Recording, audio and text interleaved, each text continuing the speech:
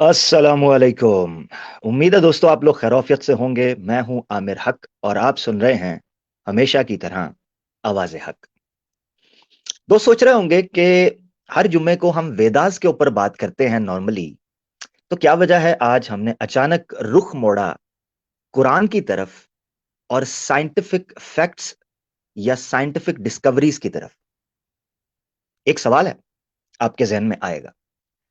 अभी recently Sam stolen भाई ने जो प्रोग्राम किया वेदास के ऊपर कि क्या वेदास 1% भी ऑथेंटिक हैं, वो इतना शानदार प्रोग्राम था माशाल्लाह, इतना पावरफुल था, इतना एनर्जेटिक प्रोग्राम था कि मैंने सोचा यार हफ्ते के अंदर एक बार इनकी टल्ली खड़काई जाए तो वो काफी है। अब सुबह शाम इनकी टल्ली खड़कती रहेगी, ये कहेंगे यार किस अजाब में फंस गए हैं, जिए या मरे। तो मैंने सोचा क्यों ना इस वीक को थोड़ा सा लाइट कर लिया जाए। ठीक हो गया। ये है बुनियादी वजह आज के मौजू को थोड़ा हल्का फुल्का और थोड़ा इल्मी रखने का। एक तो ये चीज है। तो प्रोग्राम जो है आज जो आप देख रहे हैं आवाज़े हक लाइव के ऊपर और फेसबुक आवाज़े हक ऑफिशियल जो है उसके ऊपर आपको नजर आ रहा है। कम्युनिटी पोस्ट मैंने आवाज़े हक ऑफिशियल पे डाल दी है। जैसा कि आप लोगों को पता है कि बैकअप के लिए और कंटेंट को सिक्योर करने के लिए आवाज़े हक लाइव चैनल जो है वो क्रिएट किया गया था और इसी पर लाइव स्ट्रीम्स जो है वो हुआ करेंगी। अलबत्ता जो इंपॉर्टेंट क्लिप्स होंगे, कुछ शॉर्ट क्लिप्स हैं, वो आवाज़े हक ऑफिशियल के ऊपर आपको नजर आएंगे। यहां सिर्फ और सिर्फ आपको लाइव स्ट्रीम्स देखने को मिला करेंगी। ठीक हो गया जी। अच्छा, एक तो ये चीज, आपके कमेंट्स ले लेते हैं। क्या बात है जी, क्या बात है। सिस्टर रीना भी आ गई हैं। अच्छा जी, हमारी मॉडरेटर साजिया खान सिस्टर भी आ गई हैं। अच्छा यार, ये बड़े प्यारे भाई हैं हमारे स्माइल स्टार, ये हमेशा पहले पहुंच जाते हैं माशाल्लाह। अल्लाह इनको सलामत रखे। हम्म। अच्छा जी, और भी कुछ दोस्त आए हैं। अहमद भाई, आज बड़ी मजे मजे मजे की बातें चलने वाली हैं, तो स्ट्रीम शेयर कर दीजिएगा। कुछ कुरान में से सीखने सिखाने की बात करेंगे। और जब कुरान में जो साइंटिफिक फैक्ट्स हैं या डिस्कवरीज के हवाले से जो आपको हिंट्स मिलते हैं, इशारे मिलते हैं, तो उस तरफ तवज्जो करते हैं तो वो सैकड़ों और हजारों में जा पहुंचे हैं, सैकड़ों और हजारों में। उनमें से 5 का मैंने इंतखाब किया और कोशिश ये की है कि ऐसे 5 हों जो ज्यादा मशहूर नहीं हुए या ज्यादा मालूम नहीं है या ज्यादा लोगों को पता नहीं है। क्योंकि कुछ तो ऐसे मशहूर हैं, जुबान ज़द आम हैं कि हर दूसरा बंदा उनके ऊपर बात कर रहा है और वो अवामुन नास तक पहुंचे। मिसाल के तौर पे बिग बैंग की बात होती है, ठीक है, यूनिवर्स एक्सपैंड हो रही है उसकी बात होती है। इसी तरीके से जो प्री नेटल स्टेज है एम्ब्रियो की, माँ के पेट के अंदर, उसके बारे में काफी हद तक बात होती है। अलाका, मुज़गा, फिर इज़ाम है, लहम है, उस हवाले से बात होती है। तो मैंने फोकस किया कि 5 ऐसी साइंटिफिक फैक्ट्स जो हैं वो रखे जाएं कि जिनके बारे में या तो कम तस्करा है और या कम लोगों को पता है। ऑब्वियसली ये चीज है। इत्तेहाद भाई भी आ चुके हैं। अच्छा जी, आर शेख साहब भी हमारे साथ मौजूद हैं। अस्सलाम वालेकुम जी सबको। अस्सलाम वालेकुम दोस्तों, आगे बढ़ो। अच्छा, आज की स्ट्रीम जो है वो बड़ी धीमी, बड़ी सिंपल रखने की मैं कोशिश करूंगा और बड़ी सादा रखने की कोशिश करूंगा, यानी आवामी। मेरी कोशिश ये होगी कि कोई डीप, कोई, वैसे तो खुद भी मैं कोई साइंसदान नहीं हूं, मगर ऑब्वियसली मैं कोशिश करूंगा कि इसको भी सादा रखूं ताकि ज्यादा से ज्यादा लोग कुरान की इस जो एक मिरेकलस या एक मोजजाती या एक एजाजी करिश्मा है, इसके अंदर एक करिश्मा है, उसको जानने की कोशिश की जा सके। 2 पॉइंट्स रखता हूं स्टार्ट के अंदर, समझना बड़ा जरूरी है।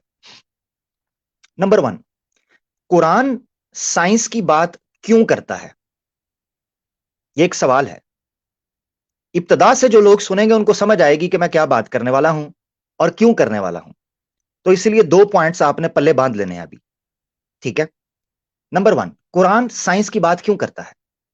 क्या जरूरत है कि कुरान साइंस की बात करे? इस सवाल का जवाब मैंने एक प्रोग्राम में, गालबन 50 मिनट्स का लाइव प्रोग्राम हुआ था जो आवाज़े हक ऑफिशियल के ऊपर पड़ा है, कुरान और मॉडर्न साइंस। उसमें मैंने 3 साइकोलॉजिकल बिहेवियर्स जो ह्यूमन मेंटालिटी के अंदर हो सकते हैं, इंसानी दिमाग के अंदर हो सकते हैं, उनको एक्सप्लेन किया है कि क्यों जरूरत पड़ती है انسان کو اپنی طرف توجہ دلانے کے لیے، اور کیوں ضرورت ہے اس کے شعور کو، اس کی عقل کو، اس کی جو کیپیبلٹی ہے مینٹل، اس کو اپیل کرنے کے لیے، اٹریکٹ کرنے کے لیے، کیوں قرآن نے سائنٹیفک اسلوب بعض جگہ پر اس اختیار کیا ہے۔ تو جس کو شوق ہو وہ 50+ منٹس کی وہ ویڈیو ہے، اس کو ضرور دیکھے، اس کو پتا چل جائے گا۔ میں نے اس میں کوئی سائنٹیفک ڈسکوری کی بات نہیں کی، بلکہ جو قرآن کی، انسان کی اور خالق کی مخلوق کے ساتھ جو دلائل اور آیات اور براہین اور آرگیومنٹس کا ایک فلسفہ ہے، ایک میکانزم ہے، ایک تعلق ہے، ایک ربط ہے، ایک نظم ہے، ایک نسق ہے، اور ایک اس میں اعتدال اور توازن ہے، اس کو سمجھانے کے لیے میں نے نقشہ کھینچ کر رکھا ہے کہ کیوں قرآن ماڈرن سائنس یا ماڈرن مائنڈ کو اپیل کرتا ہے یا ان کے اوپر ڈسکس کرتا ہے۔ نمبر 1۔ دوسری چیز جس کی طرف توجہ کرنے کی ہے وہ یہ ہے کہ کیا قرآن میں سے جب تک سائنسی چیزیں نکالی نہ جائیں تو کیا یہ اپنی حقانیت کے لیے محتاج ہے؟ یعنی کیا قرآن سائنسی حقائق دریافت کرے اور ان کے بارے میں بتائے تب ہی وہ اللہ کا کلام ہوگا؟ یہ بات بالکل غلط ہے، بالکل غلط ہے، اور یہ میں اکیلا نہیں کہہ رہا، یہ اتفاق اور اجماع ہے اس کے اوپر علماء کا کہ قرآن کی صداقت تقویت کے اعتبار سے، یعنی سیکنڈری سپورٹیو ایویڈنس کے طور پر، ہم ان لوگوں کو جو قرآن کے داخلی دلائل کو نہیں مانتے، یعنی جو انٹرنل ایویڈنس ہیں قرآن کے اندر داخلی، ان چیزوں کو نہیں مانتے، تو سائنس کی، منطق کی اور فلسفے کی بنیاد کے اوپر ان کو سمجھانے کے لیے ہم قرآن کے اندر سے ایسے کچھ چمکتے ہوئے دمکتے ہوئے نشانیوں کو سامنے رکھتے ہیں تاکہ وہ ان چیزوں کو مان سکیں۔ یہ دوسرا پوائنٹ ہے، ٹھیک ہو گیا؟ اور دوسری چیز، اب تیسری چیز آ جاتی ہے، وہ یہ ہے کہ سائنس تو بدلتے وقت کے ساتھ بدلتی ہے، تو کیا قرآن کو ہم اس بدلتی ہوئی اور بہتی ہوئی فضا کے اوپر ڈال کر پرکھ سکتے ہیں کہ آج سائنس کچھ کہتی ہے، کل کچھ کہے گی، پرسوں کچھ کہے گی، تو ہم اس کے اوپر ڈال دیں؟ اسی لیے میں نے دوسرا پوائنٹ رکھا تھا کہ قرآن کی صداقت کا انحصار سائنس کے اوپر نہیں ہے، وہ تو خارج میں، یعنی باہر سے یا ایکسٹرنل جو ہیومن بینگ کی سائیکالوجی ہے اس کو اپیل کرتی ہے کہ چونکہ وہ علم سے مرعوب ہوتا ہے، نالج سے وہ امپریس ہوتا ہے، تو اس کو قرآن میں ایسے چمکتے دمکتے ستارے دکھائے جائیں تاکہ اس کو یقین ہو سکے اس بات کا کہ یہ اللہ کی طرف سے ہے۔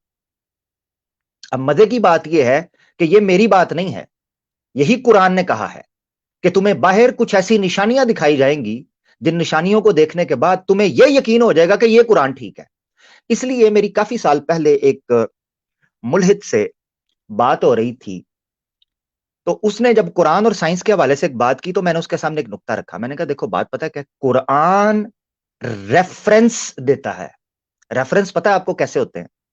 ایک ہوتا ہے کتاب کا متن، یعنی جو کتاب کا اوریجنل ٹیکسٹ ہوتا ہے، مین ٹیکسٹ، اور آپ کو پتا ہے جب کوئی ریفرنس دیا جاتا ہے تو وہاں لکھا جاتا ہے 1، اور نیچے لائن کھینچی ہوتی ہے، نیچے پیج کے آخر کے اوپر باٹم پہ ریفرنس کوٹ کیا جاتا ہے، فلاں انسائکلوپیڈیا کا ہے یا فلاں بک کا ہے یا فلاں آرٹیکل ہے یا فلاں لنک ہے، وہ ریفرنس دیا جاتا ہے۔ قرآن بیسیکلی سائنٹیفک آرگیومنٹس کو ان ریفرنسز کے طور پہ استعمال کرتا ہے۔ بات سمجھ آئیے آپ کو؟ یعنی قرآن جب یعنی 1 وہ لکھتا ہے تو اس سے مراد ہوتا ہے کہ اب ڈھونڈو کیا یہ بات سچ ہے کہ نہیں، یہ بڑا امپورٹنٹ ہے۔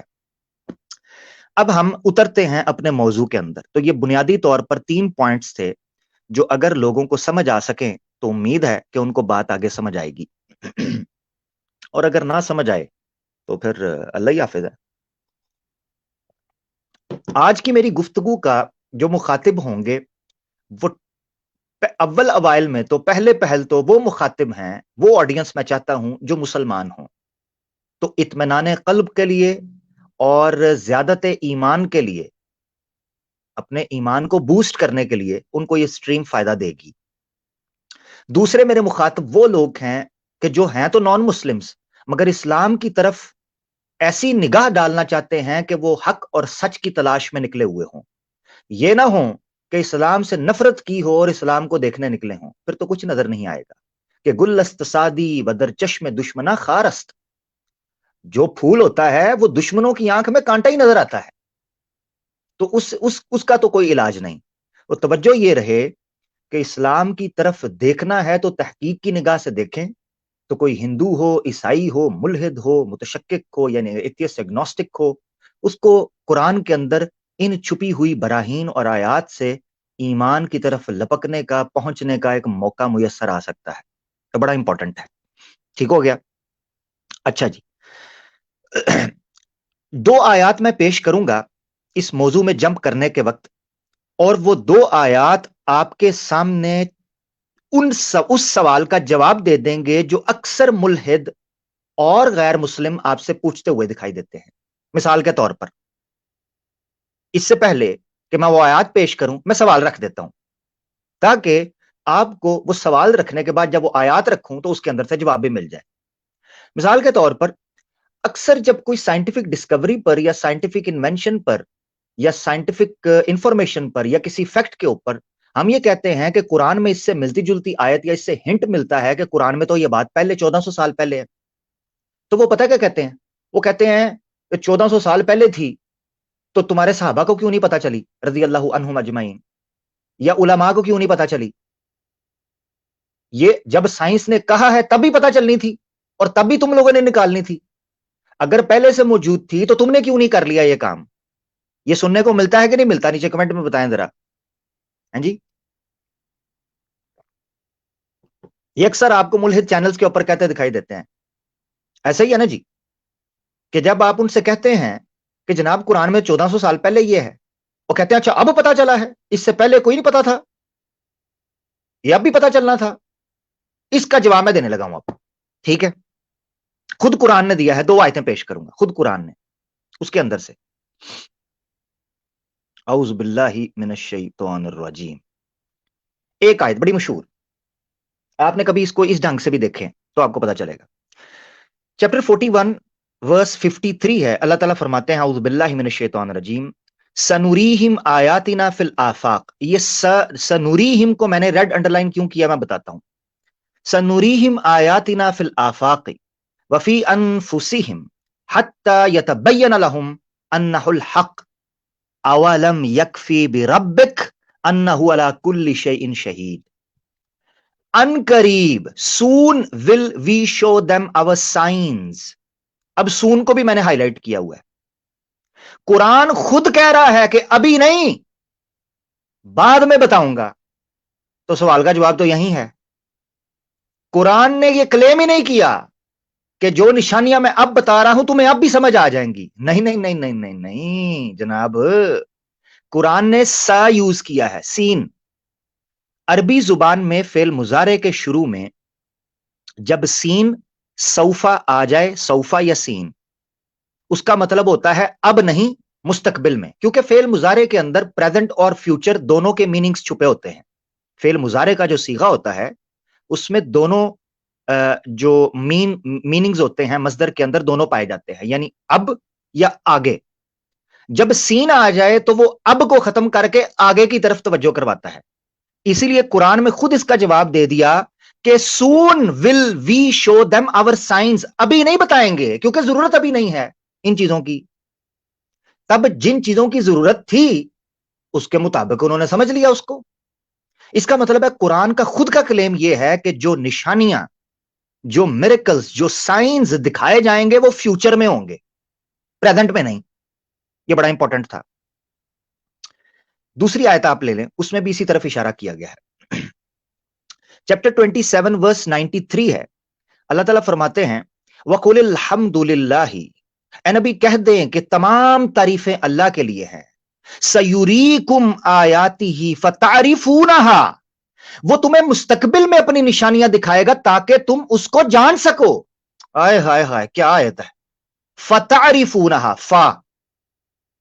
اور یہ بھی ایک عربی نکتہ ہے کہ فعل مضارع کے اس کے جواب میں یا جزا میں فا آ جائے تو وہ اس کی شرط بنتا ہوتا ہے۔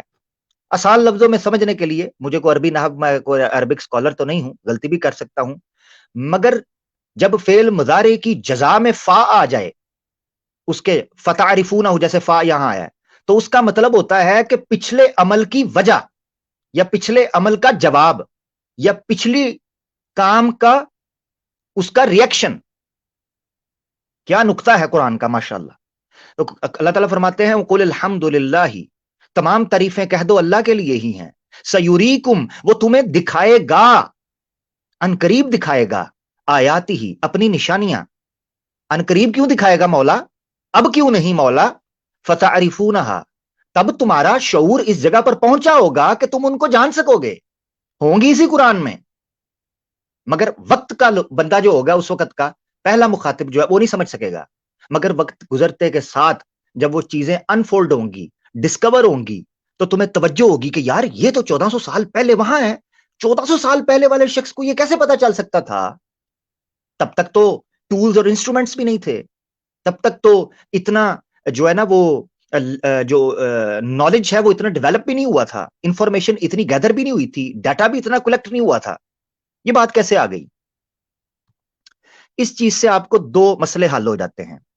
نمبر 1، ملحدوں کے وہ اعتراض جو وہ کہتے ہیں کہ پہلے کیوں نہیں پتا تھا ان لوگوں کو، اب کیوں پتا چلتا ہے جیسے ڈسکور ہوتا ہے. تو بھائی قرآن نے کہا تھا، اللہ نے یہ کلیم ہی نہیں کیا کہ جو اب بتا رہا ہوں تمہیں اب بھی سمجھ آ جائے گا. نہیں، قرآن نے تو کہا ہے مستقبل میں پتا چلے گا تاکہ تم جان سکو. ایک تو یہ مسئلہ حل ہو گیا. دوسرا، اس سے یہ پتا چلا کہ جب چیزیں انفولڈ ہوں گی تو جو علم والے لوگ ہوں گے وہ یہ کہہ اٹھیں گے کہ یہ سچ ہے. یہ دوسرا مسئلہ آیا ہمارے سامنے.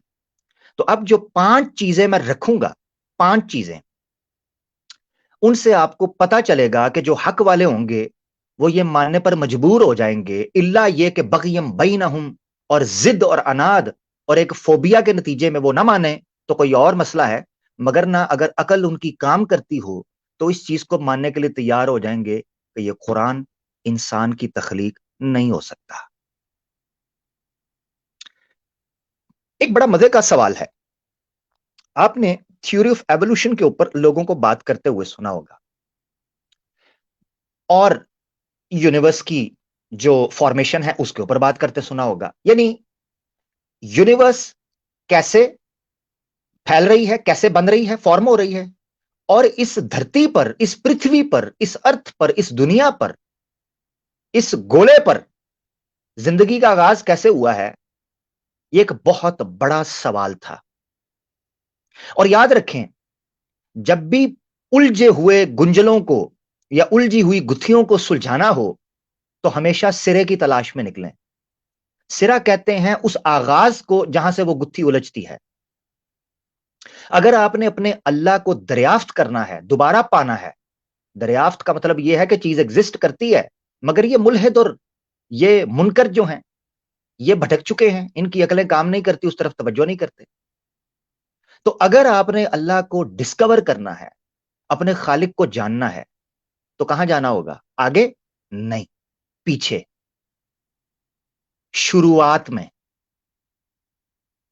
آپ کو سارے سوالوں کے جواب شروعات میں ملیں گے. In the beginning, not in the end. کیونکہ بگننگ بتائے گی کہ کیا ہوا، بگننگ بتائے گی کیوں ہوا، اور بگننگ بتائے گی کس نے کیا. اب قرآن میں اسی طرف توجہ دلائی گئی آیت آپ کے سامنے.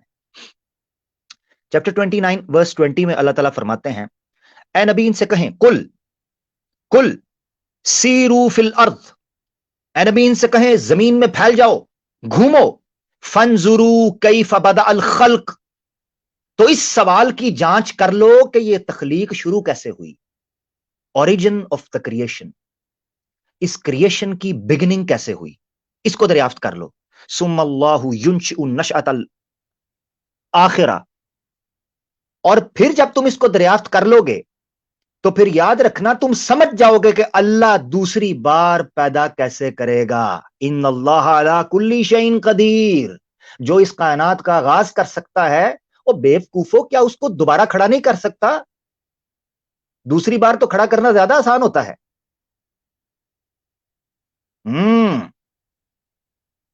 تو قرآن نے بھی اس سوال کی طرف لوگوں کو لگایا کہ فانظروا کیف بدأ الخلق،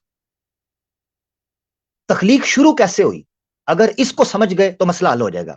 थ्योरी ऑफ एवोल्यूशन की मैंने बात क्यों की थी, वो इसलिए कि अक्सर लोग जो मुल्हिदीन है वो थ्योरी ऑफ एवोल्यूशन को खुदा की रिजेक्शन और अनफॉर्चुनेटली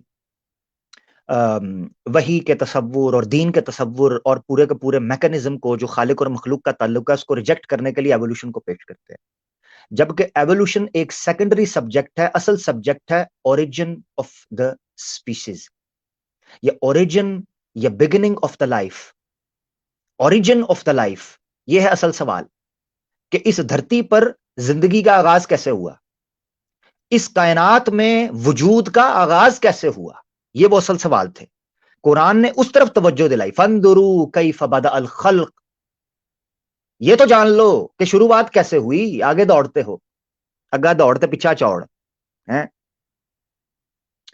अब हम चलते हैं पीछे की तरफ, क्योंकि अल्लाह ने कहा जवाब पीछे मिलेगा। जब हम पीछे जाते हैं बिग बैंग के करीब, आज से 14 इशारिया या 13.8, मगर बाद कहते हैं ऑलमोस्ट राउंड फिगर करते हैं 14 बिलियन ईयर्स अगो, 14 अरब साल पहले हम पीछे चले गए जब बिग बैंग नहीं था। और उसके बाद जब एक चीज वजूद में आती है उस वक्त की कैफियत क्या थी, इसकी तरफ तवज्जो करते हैं। कुरान क्या कहता है, आए कुरान चैप्टर 41, ये पहला हमारा शुरू होने लगा। मैंने 5 कहे थे, यहां से हमारा फर्स्ट साइंटिफिक फैक्ट शुरू होने लगा है, ठीक है? तो तवज्जो करेंगे, बड़ी तवज्जो से सुनना है आपने।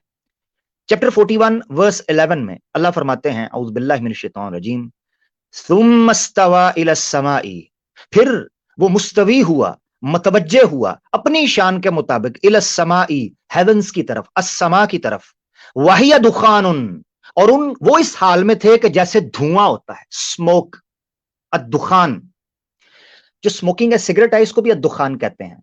जो लोग मिडिल ईस्ट में रहते हैं, क्योंकि कई हिंदू भी मिडिल ईस्ट में रहते हैं, दुबई वगैरह कहीं जाएं तो वहां नो स्मोकिंग एरिया के नीचे लिखा होता है अरबी में ममनू उत तदखीन, यानी स्मोकिंग करना मना है, नो स्मोकिंग। तो अद्दुखान कहते हैं स्मोक को।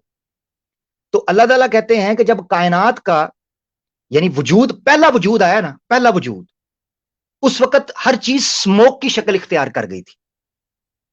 तो जब उसकी तरफ तवज्जो की तो ऐसे लगता था जैसे स्मोक है, वाहिया दुखानुन, और ये वाओ हालिया है। मैंने अक्सर कई जगह पर नुक्ता रखा है अरबिक का ये, कि जब कोई फेल के आगे वाओ के साथ जैसे ये जुमला आया है तो उसमें बसा औकात हाल बयान हो रहा होता है उस मफऊल का जिसकी तरफ तवज्जो की गई है। यानी जब अल्लाह ने तवज्जो की आसमान की तरफ, तवज्जो आसमान की तरफ हुई, तो आसमान क्या है, एक ऑब्जेक्ट, तो उस ऑब्जेक्ट की हालत क्या थी, लाइक अ स्मोक, दुखान, वो स्मोक की तरह था। फकाल लहा वलिल अर्दी, तो उसने आसमान और जमीन के लिए कहा, एतिया तौ अन औ करहन कालता आतैन ताईन, उन्होंने जमीन और आसमान के लिए कहा कि क्या पसंद से आते हो नापसंद से, आ जाओ। उन्होंने कहा मौला तेरी फरमाबरदारी में आते हैं। अब इस पर एक एतराज उठता है जिसको मैं क्लियर करूंगा। अक्सर मुल्हिदीन ये एतराज करते हैं कि देखो यहां पर दुखान का लफ्ज तो मिल रहा है आपको, स्मोक का। चले मेरे ख्याल से एतराज को बाद में लेंगे, एतराज को बाद में लेते हैं। कुरान ने बिगिनिंग के बारे में यह कहा कि जब तख्लीक हो रही थी तो उस वक्त समा की हालत स्मोक की थी, दुखान की। अजीब बात तो यह है कि ना उस वक्त कोई टेलीस्कोप थी, ना उस वक्त कोई आपके पास कोई नासा डिपार्टमेंट था, आज से 1400 साल पहले। तो पता कैसे चलता, अभी मैं आपको बताऊंगा कि अब पता कैसे चला है। क्योंकि कुछ लोग कह सकते हैं, सादा लोग हमारे, एक सवाल उठता है ना, साइंस के ऊपर भी आपको सवाल उठाने चाहिए। वो कह सकते हैं कि जी दुखान था तो आज साइंस को कैसे पता चलेगा। साइंस रिवर्स एनोलॉजी पे काम करती है, मैं आपको समझाऊंगा कैसे। मगर आप अभी देखें 1400 साल पहले अस्समा को दुखान जिस कुरान ने कहा था, आज साइंस अपने बिलियन बिलियन डॉलर्स खर्च करने और अपने दिमाग को दौड़ाने के बाद किस नतीजे पर पहुंची है। One of the biggest magazines of the world about science, scientific establish facts is science. जिस किसी को लिंक चाहिए होगा मैं लिंक बाद में डालता रहूंगा, मैंने इस वक्त पूरे आर्टिकल को क्रॉप करके आपके सामने रख दिया। साइंस जर्नल क्या कहता है 2010 के अंदर, 3 नवंबर 2010 में, और मैंने जो राइटर है इसका, जो एडिटर है, जिसने ये ब्लॉग अपलोड किया साइंस के ऊपर, या जो काम कर रहा है वहां पर, या जिसने रिसर्च की है, वो भी हिंदू है, as per by the name. वो जो नाम नजर आ रहा है भट्टाचार्य, युधिजीत भट्टाचार्य, तो मुसलमान भी नहीं है, गोरा भी नहीं है, हिंदू है, हिंदू ही होगा ना मोस्ट प्रोबेबली।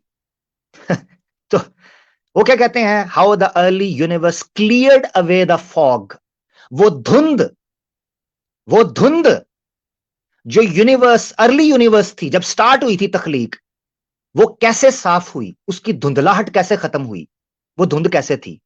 नीचे देखें, वो कहते हैं अबाउट 300,000 ईयर्स, यानी 3 लाख साल बाद, किसके, बिग बैंग के, बिग बैंग के 3 लाख साल बाद, the universe was like a smoke field chamber, ऐसे लगता था जैसे धुएं का पटारा भरा हुआ है, धुएं का एक पूरा टब्बर भरा हुआ है, धुआं ही धुआं नजर आता था। अद्दुखान, कुरान ने बयान किया, from which light could not escape, रोशनी नहीं निकल पाती थी, चीजें वजूद रखती थी। इसमें उसका जवाब है जो ये एतराज करते हैं, मैंने जो एतराज आपको बताना था ना, इसी में उसका जवाब भी है। वो कहते हैं चीजें वजूद रखती थी, मगर स्मोक फैल जाने की वजह से, वाहिया दुखान, धुआं फैल जाने की वजह से रोशनी पास नहीं करती थी, डिम हो जाती थी, बजम हो जाती थी, खत्म हो जाती थी आसान लफ्जों में। तो चीजें गोया वजूद नहीं, नजर नहीं आ रही थी, कि विजिबल नहीं होते थे स्टार्स, और जो उसके पुर्जे हैं आसान लफ्जों में समझें, उस बिग बैंग के, वो नजर नहीं आते थे, पता नहीं चलता था। सेकंड लाइन में देखें, the smoke actually a gas off light trapping hydrogen had cleared almost entirely. फिर आहिस्ता आहिस्ता वो स्मोक जो है, वो जो गैस नुमा बादल बने हुए थे, वो हटना शुरू हो गए, जिनमें हाइड्रोजन वगैरह थी, वो क्लियर होना शुरू हुए। और क्या अलाउ किया उन्होंने, allowing stars and galaxies to become visible, exist नहीं, विजिबल।